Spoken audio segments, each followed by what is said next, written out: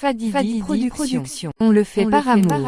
Fadi Production. On le fait par amour. Fadi Production. On le fait par amour. Fadi Production. On le fait par amour.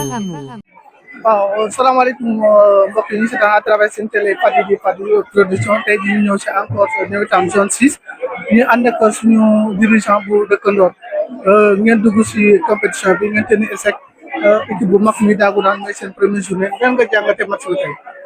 voilà salaamaaleykum ñu ngi leen di nuyu di leen remercier également voilà donc tey joué nañu suñu premier match contre ASC Dagoudane waaw c'était un match un peu difficile parce que ku wax Dagoudane wax équipe boo xamante ni dafay joué te dafay moom position bi donc première mi-temps bi c'était un peu compliqué parce que boo xoolee début nawetaan yi équipe bi du pare à 100%. Donc on a joué difficilement, donc on a manqué d'éléments également parce que am na joueurs yoo xam ne seen licence parewul et tout, mais malgré tout donc équipe bi ñi nekkoon ci terrain bi ils ont montré de belles choses, voilà, et on espère que les matchs à venir équipe bi dina wane beneen xar kanam vu que on a des manquements et malgré tout on a réussi à tenir équipe bi nga xamante ni mooy ASC Dagoudane. Voilà, donc di féliciter ñi nga xam ne ñooy ASC Dëkkandoor, l'ensemble du staff technique, des joueurs et des supporters. Depuis bi championnat bi commencé ba léegi voilà ñëpp ñu ngi ciy jàpp donc di siy def seen alal et tout, donc ñu ngi leen di remercier.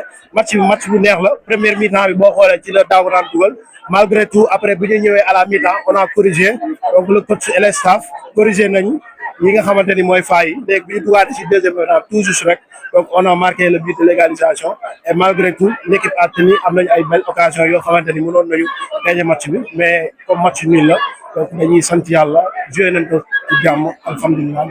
Maintenant ça vous reste d'autres équipes yoo xam ne nii ce sont des favoris par rapport à vous kenn nan ngeen fas yéene entamer yeneen match yi ñëw. donc comme ni ma koy waxee rek nawetaan bi benn équipe boo xoolee presque pratiquement am na équipe yoo xam ne tur yi ñoo fi nekk mais les équipes se valent donc lenn rek la mooy préparer que sérieusement match boo am rek nga xam ni match bu métti lay nekk match bu compliqué préparer que comme ni nga ko war a préparer rek parce que yaakaar naa suñu deuxième match contre Jamono la ñuy am donc voilà équipe yooyu yëpp joué nañu ak ñoom xam nañu ay équipe yu baax lañu et malgré tout ces dernières années l'ASC Dëkkandoor montre que vraiment nekkul équipe boo xamante ni da ngay gagner facilement.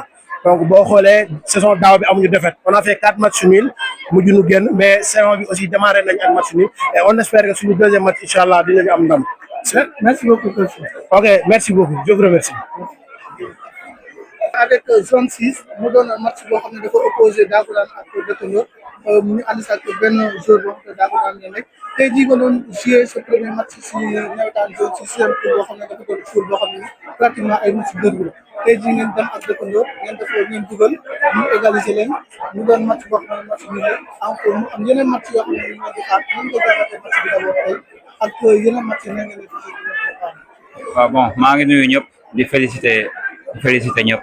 Match bu nekkoon à notre portée la mais football moom mooy loolu soit da ngay jekku match plié ko soit adversaire bi revenir waaw tey match bi ñoo ko moomoon mais on n'a pas fait l'essentiel surtout si deuxième mi-temps bi biñ jël mooy loolu mënoon nañ ko éviter moo apporté lii yëpp waaw zone 6 moom match yëpp ay derby waaw match yi ñëw aussi mooy gën a métti donc dañuy defarwaat ñëwaat en force waaw mën a gën ci poule bi jublu ci quart de finale. Donc ñu gisoon ni Dagoudane dafa doon jouer match de coupe du maire mu gagné ko tey jii mu ñëwaat beneen façade mu match nii mu doon match yoo xam ne nii match yu métti ñoo koy def parce que Réveil ak kenn si mu doon équipe yoo xam ne pratiquement dafay xaw a métti seen tey jii yéen ñu ngeen fas yéene entamé match yooyu noonu mu doon match yoo xam ne définitivement da ngeen war a gagné wala du yomb si yoon. waaw liggéey la rek àdduna moom loo gis liggéey la surtout football. waaw football moom des fois nga def li nga war a def sa yàlla du la may ndam sàkkamtuma nag boo ko deful donc dañuy jublu def li ñu war a def liggéey waaw yàlla may ñu ndam incha allah. Merci beaucoup. Merci beaucoup.